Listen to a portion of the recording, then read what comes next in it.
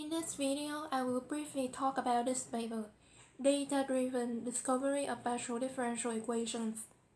So they propose a sparse regression method that is capable of discovering the governing equation of a given system by time series measurement in the spatial domain. The basic idea of this is first build a library of possible terms to put in to a regression model, and then use feature selection to select the relevant terms, and by that you will have a resulting partial differential equation that governs the system.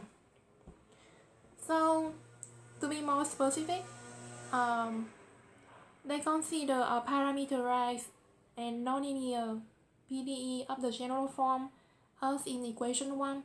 Here the subscript denotes partial differential equation either in time or space, and n is an unknown right hand side that is generally nonlinear, a nonlinear function of u of x and t, its derivatives, and some other terms. And we will talk about what are these terms in this equation later. Anyway, the objective is to construct n given time series measurement of the system at a fixed number of spatial locations in x. The key assumption is that the function n consists of a few terms, making the functional form sparse related to the Nash space possible contributing terms.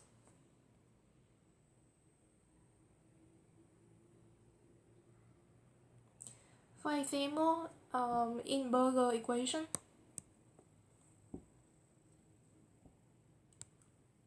the original equation is like that, but the contributing terms can be the constant, can be u, can be ux, can be ux times t, or it can also be the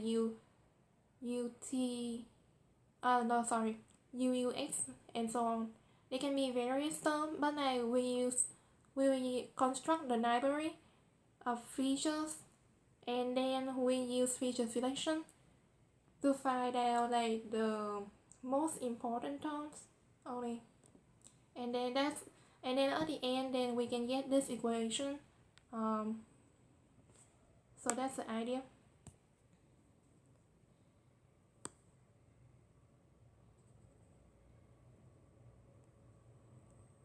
So you can see here in equation 2, ut, in the paper they wrote ut is equal to theta of u and q times eta. And you can imagine this is very much similar to the least square problem, where we have a y equal to x times beta plus epsilon, where epsilon is the noise, but in this case they just don't write the noise over here. And then here ut can be considered as y, and theta of u and q can be considered as x, and eta can be considered as beta. And then x is the library of relevant terms that we will build up, and then after that we use feature selection to narrow down the relevant terms only. So this is an example of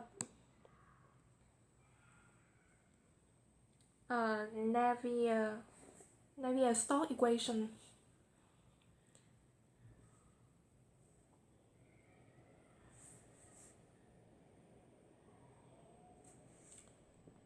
Here, the first we have the data. We have the data, and then from the data we can construct the library with the term like this, and then the x library, of course we have the constant term 1, and then some other features. and then this term right here. And so this is the nonlinear library of data and derivatives. Then after that, they use Nassau to solve space regression problem and identify the dynamics. And this is the resulting dynamics. So you can see here there are many terms right here, but at the end, after solving the space regression problem, the resulting equation is very simple with only a few terms. And this is very similar to the true Navier-Stokes equation.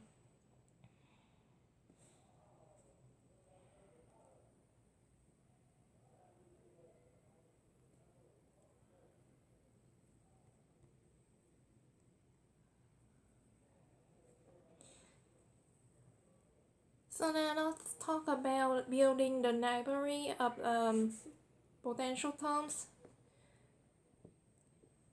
So the library can take on many terms, and you can include a lot of terms.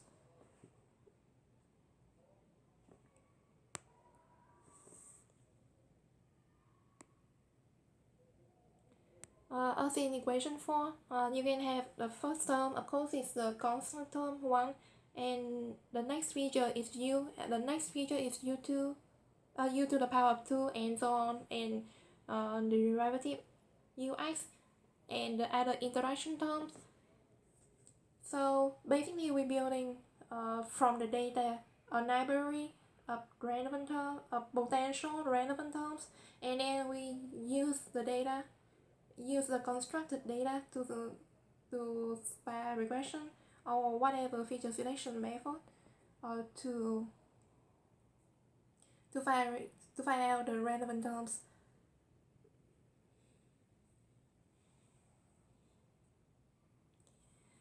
So they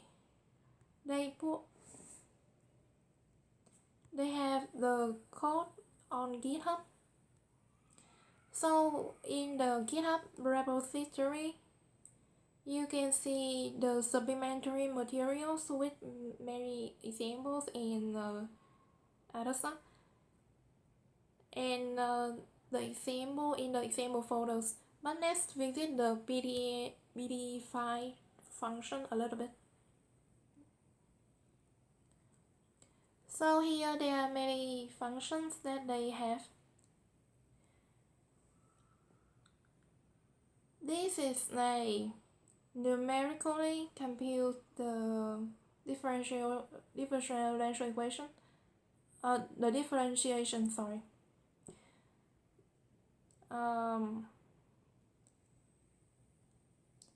And the next function is finite diff, which takes the derivative data using the second order finite difference methods, and it's on a calculation of derivative according to the power according to third order derivative.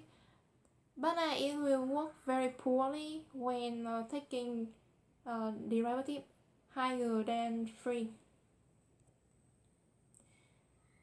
And they also have some other function, like this one is like smoother for noisy data, and Boolean diff is for higher order differentiation.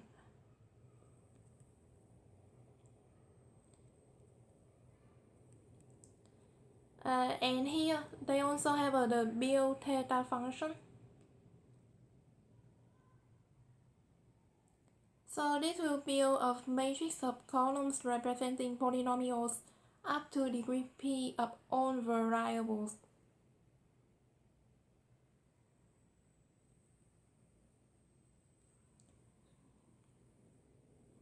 And then this is the build linear system.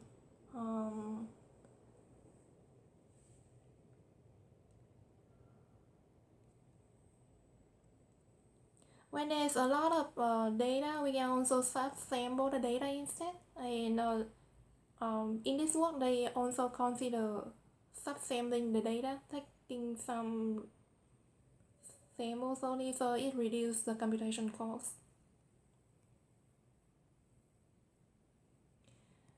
And here we have like functions for sparse regression, which is basically like for feature regression mostly. So the first function is the chance st rich function.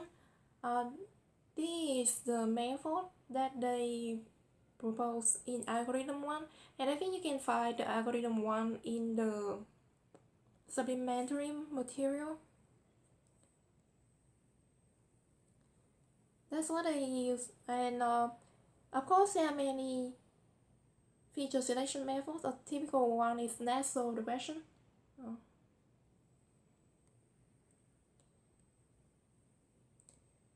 And they also have an elastic net function here.